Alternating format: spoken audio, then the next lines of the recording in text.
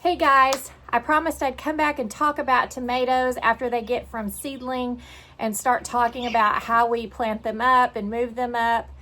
And so here I had some San Marzanos and I just sprinkled them really heavy in here and just let them grow. And then I dumped them out onto this tray. Not worried about the root systems or anything being disturbed because tomatoes, unlike flowers, are not delicate in that way.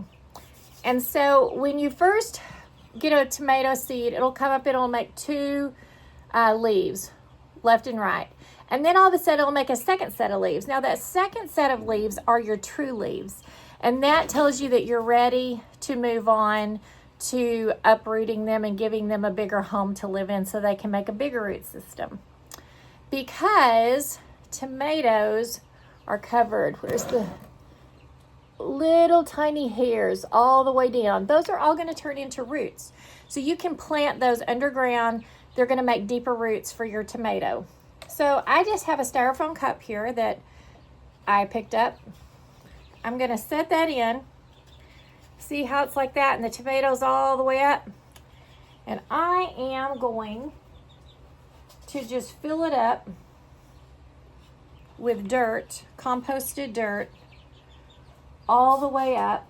Now you can go on and just like fill your cup up and then use your finger and make a hole and stick it down in there, or you can hold it and move it around, whatever makes you happy, but they're pretty hard to destroy, so you're good no matter how you decide to do it. And this is what the result is going to be afterwards, is I've taken this long plant that was like this, and I've buried it all the way up to the leaves, and there you go.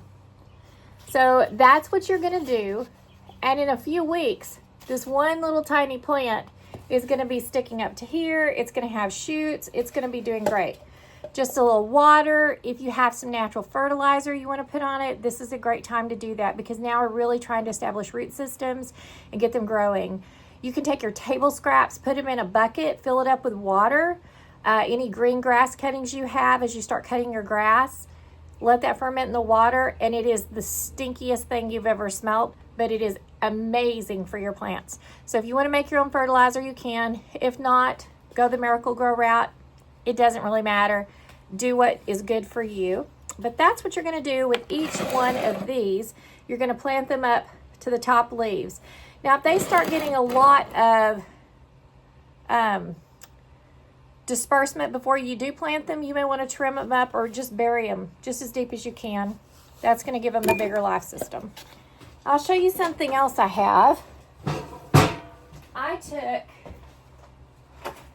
one of my little plants as it was turning fall and winter. Let me put this here.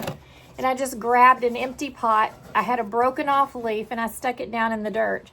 I kept it watered and it turned into this plant over the winter time. So just in a few months, I think that was late November, 1st of December, that I put that in the pot, and now it is getting pretty tall, almost 2 feet tall. But I need to upplant it as well because the root systems and everything are developing well. You can see I bought some marigolds in this. Save your little planters because they're so great for growing your own vegetables and uprooting and continuing your own growing processes at your house. You don't need to spend money on it. So when you look at this root system, look how many roots are here. I've done absolutely nothing but just put this in some nice composted dirt and let it stay warm for the winter. That was just a broken off piece of a tomato I stuck in the dirt. And it has little flowers growing on it, ready to make some fruit. So when spring comes, I'm actually going to have quick fruit on this one because it's ready to go. So what would I do with this? Well, I've got another pot, a nut pot, a bigger pot that maybe I bought a rose bush or, something like that. This says jasmine. There was some jasmine bought in this. So I put a little bit of dirt in the bottom, not a lot. I'm going to take my clips that I had holding this on.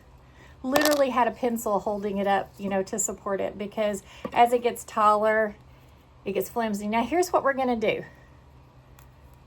I'm just going to pinch all of these little arms off because we don't need them. We are trying to develop a root system that is ready to make food. So I'm going to snap all those off. Only to about right there. Everywhere there's a little node, a little dot, everywhere there was a little shoot, that's all going to send more roots out. So I'm going to take this plant, I'm going to stick it down into this pot, and then I'm going to get some more dirt for it. Hold, please. I'm going to cover that up with dirt.